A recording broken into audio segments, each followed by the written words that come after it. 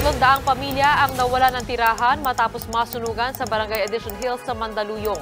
Nasa frontline ng balitang yan si Elaine Fulgencio.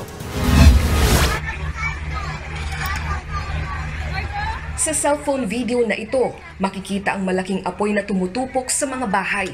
Nabalot din ng makapal na usok ang Block 32 Extension, Barangay Hills, Mandaluyong City.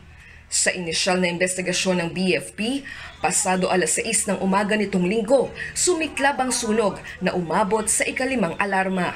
Mabilis na kumalat ang apoy dahil gawa sa light materials ang mga bahay. Ang pamilya ni Raymond, tanging electric fan, LPG at TV lang ang naisalba. Buti na lang daw at dinala nilang mag-asawa sa palengke ang 2 anak bago mangyari ang sunog. Bagay na ipinagpapasalamat niya sa Diyos.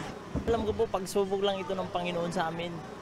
Kaya namin ito, ang importante, buhay po yung pamilya ko. Wala pong nasaktan.